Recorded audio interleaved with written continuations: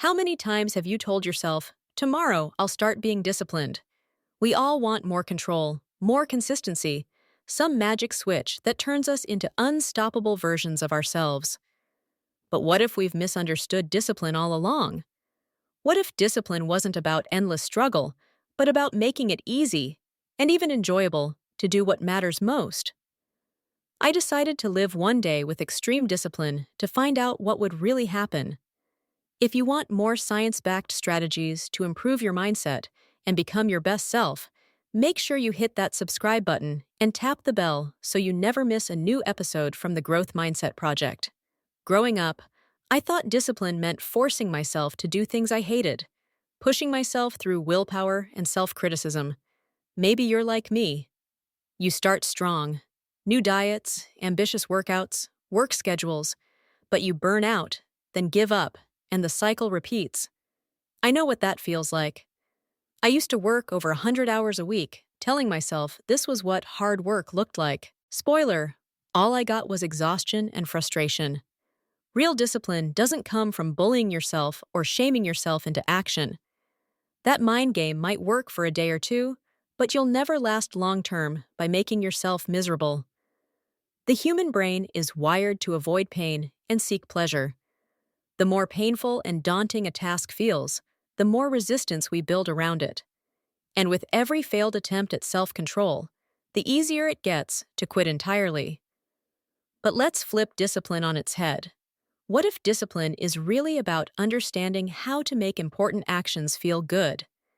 It's not about self-punishment.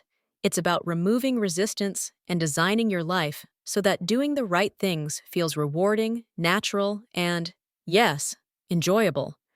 I decided to put this idea to the test and live one day with the most intentional, structured, and positive discipline I could.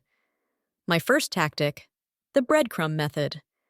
Most people try to build discipline by climbing mental cliffs.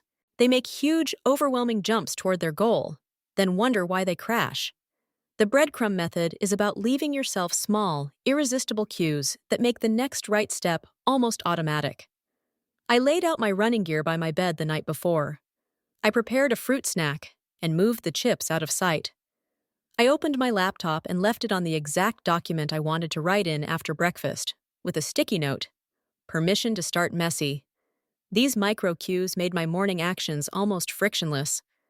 There was no decision to make, just a tiny invitation to get moving. Quick pause here. If you've ever struggled with discipline, drop a comment below.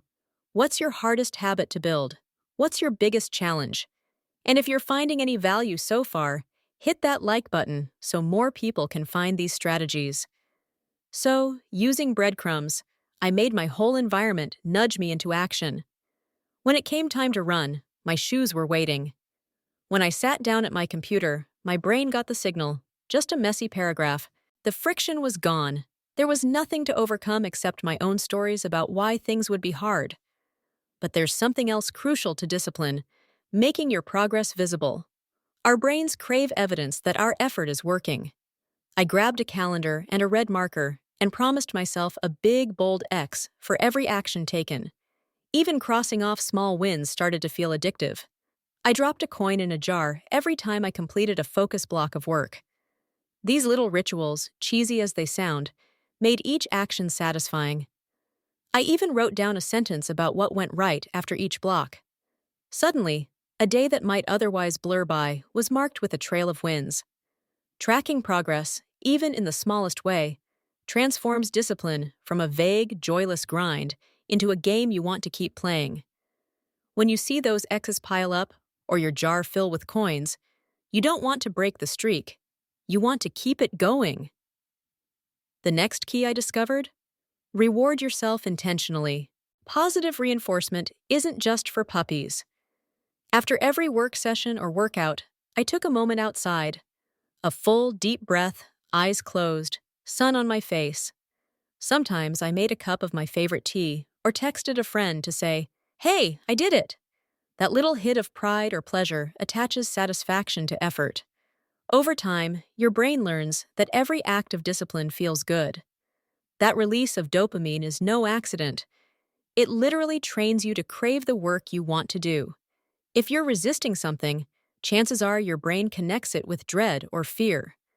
Ask yourself, how can you pair the thing you're avoiding with something small but pleasurable? Maybe it's your favorite music while cleaning or a funny podcast during your next run. Design your habits so the process is rewarding, not just the outcome. Now, halfway through the day, I hit a familiar wall.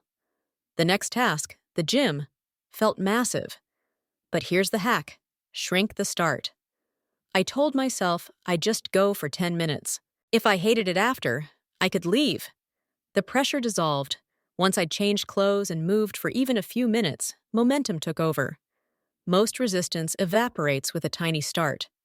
The longer we build things up in our minds, the bigger and scarier they feel. But the path of least resistance is always easiest to follow. Your new discipline should start so small, it's almost silly to skip. Open the doc and write one sentence: clean one dish. Get your foot in the door and let your brain's love of completion take care of the rest. If you're enjoying these tips so far, quick reminder: smash that like button, hit subscribe, and leave a comment below about your biggest discipline hack or struggle. Your support means the world and lets me keep creating for you. Back to my day. To make discipline sustainable, I found it had to include joy. Forcing myself was never going to win long-term, so I leaned into routines that felt like self-care. Scented candles while I journaled, a quick dance break between work sprints, anything that linked the process to pleasure.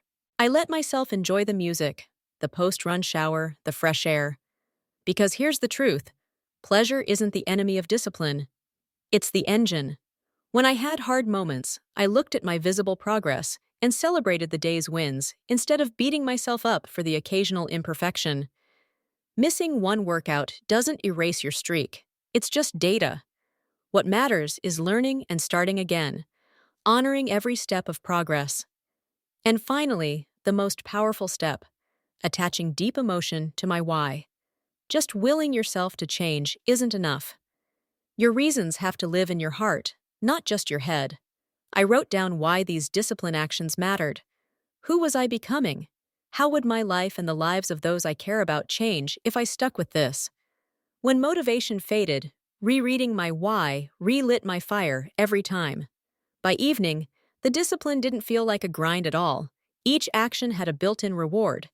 Each task was tied to progress and meaning. I actually craved the next step because it felt like caring for myself, not punishing myself. The more I made the process pleasant and meaningful, the more my actions felt automatic. Discipline, I discovered, isn't about transforming yourself into a willpower robot. It's about building a system where effort feels good, where the steps are easy and obvious, and the rewards are constant. Now, if you want to keep leveling up your discipline, check out one of my other videos selected just for you right here, and don't forget to tap that bell so you don't miss any new strategies for transformation. See you in the next episode.